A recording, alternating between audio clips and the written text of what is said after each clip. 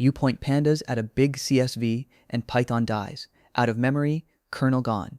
If you work with data, you have hit this exact wall. Now change one line. Hand that same file to DuckDB, and the query comes back in about a second. That is DuckDB.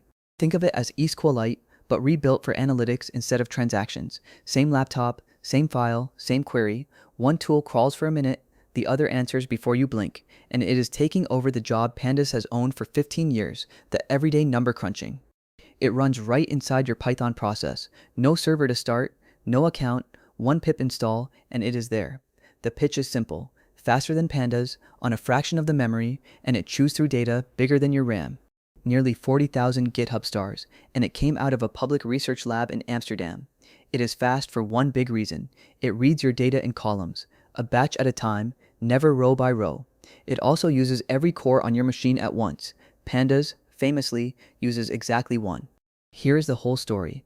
The memory wall Pandas hits, why DuckDB is faster, and where Pandas still wins. First, some history, because it matters. Wes McKinney built Pandas in 2008 while working at a hedge fund, and it basically turned Python into the language of data.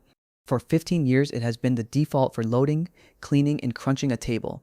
But it was designed for a world where your data comfortably fit in memory, and that world is gone. Here's the first crack. Your laptop probably has 8, 12, 16 CPU cores. Pandas uses exactly one of them. Run a heavy group by, and the other 15 sit completely idle while you stare at a progress bar. All that hardware you paid for, doing nothing. The bigger problem is memory. Pandas loads the entire dataset into RAM, then needs room to copy it around.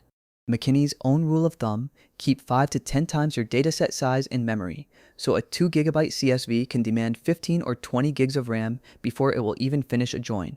And when you cross that line, there is no graceful failure. Pandas throws a memory error, the Python kernel dies, your notebook wipes every variable you had loaded, and the analysis is just over. No flag, no chunk size inside Pandas gets you past your own RAM. There is also nothing planning your work. A real database has a query optimizer that reorders and skips work. Pandas does exactly what you type. Line by line, 10 chained operations means 10 full scans of the data, even when it could have filtered first and touched a tenth of the rows. So, one core, everything jammed into RAM, and no optimizer. On small data, you never notice any of it. On real analytical work, millions of rows and a few joins, those three limits stack up fast, and the wait becomes your whole afternoon. This is the exact gap DuckDB was built to fill. And it fills it well. Last October, KD Nuggets ran all three head-to-head on a million-row table, summing a column, grouping by category, filtering, multi-field aggregates. DuckDB was fastest on nearly every query.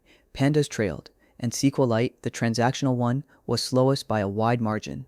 That matches what data engineers keep reporting on their own real workloads. Independent tests are even rougher on Pandas. On heavier generate and aggregate workloads, one widely shared benchmark clocked DuckDB at around 5 times faster than Pandas, and once a Pandas pipeline is forced to spill, the gap gets embarrassing. Same data, same laptop, but raw speed is only half the win. Watch the memory. Pandas swings between the lightest and the single heaviest tool depending on the query, wildly unpredictable. DuckDB stays low and flat across all of them. Predictable memory is what lets you actually trust it on a big job. Why is it this much faster? The engine. Pandas and SQLite process data one row at a time. DuckDB is columnar and vectorized. It pulls your data through in vectors, chunks of about 2,000 values, and runs each operation across the whole chunk while it stays in the CPU cache. Far less overhead per value, far more throughput. Even just reading a file, it wins. Pandas parses a CSV in Python on one core, all in memory. DuckDB has a parallel CSV and Parquet reader that streams across every core, so loading a big file is often several times faster before you have run a single query. Joins show it best. Merging two big tables in Pandas is where notebooks go to die. It materializes both sides and memory explodes. DuckDB runs a proper streaming hash join, keeps only what it needs, and joins files that are far larger than the RAM you actually have. Which brings us to the part that genuinely ends the fight. When your data outgrows RAM, DuckDB does not fall over. It spills to disk and keeps going. Querying a 100 GB Parquet file on a 16 GB laptop is a completely normal thing to do. Pandas cannot do that. Not slowly at all. It works out of core by design. It reads in chunks, uses your SSD as overflow, and sorts and aggregates without ever holding the full dataset at once. There are peer-reviewed papers behind the external hash aggregation that makes it work. Pandas has no equivalent. The whole thing fits, or it dies. And the interface for all of this is plain SQL. Not a new data thing dialect with 1,000 methods to memorize, the same select, where, and group by that basically every analyst and engineer already knows. You already speak the API. It also reads your files directly. Point DuckDB at a Parquet, CSV, or JSON file and just query it. Select star from the file name, done. No separate load step, no import, no defining a schema by hand. It figures out the columns and the types by reading the file itself. Here is the move that makes adoption painless. DuckDB can query a Pandas data frame that is already sitting in memory by name in place with zero copying, so you do not rewrite your project. You drop one DuckDB query into the slow part of an existing Pandas script and keep everything else exactly as it is. It also fixes eSQL's worst paper cuts. DuckDB ships what they call friendly eSQL, group by all, select star, exclude a column, trailing commas that do not error out. Small things, but together they make writing a query feel modern, instead of like it is 1999. Need to keep your results? DuckDB is a full database too. Everything lives in a single file on disk with real ACID transactions and secondary indexes.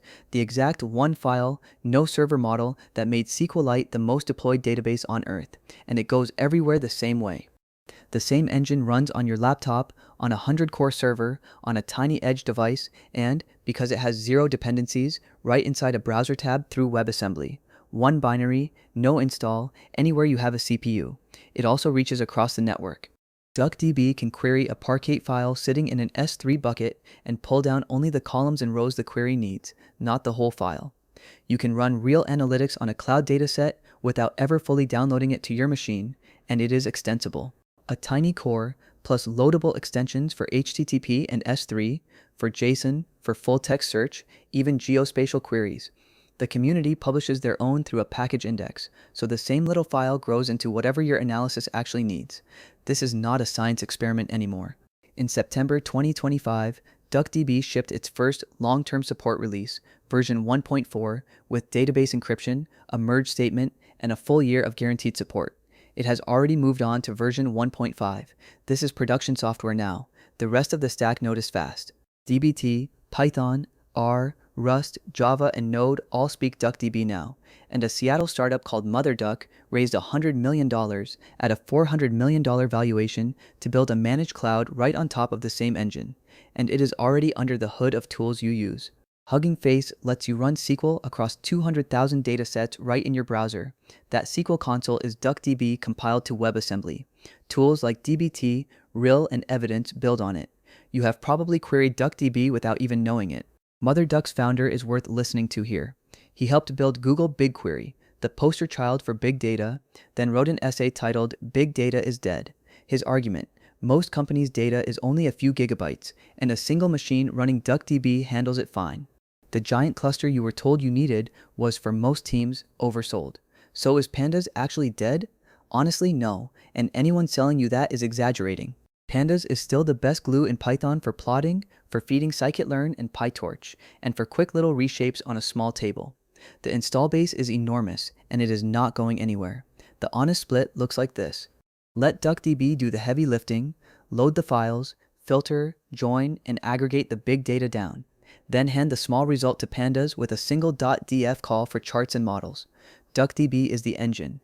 Pandas is the last mile. Together, they beat either one alone. A simple rule for your next project: reach for DuckDB when the data is big, the work is analytical, or you just want SQL.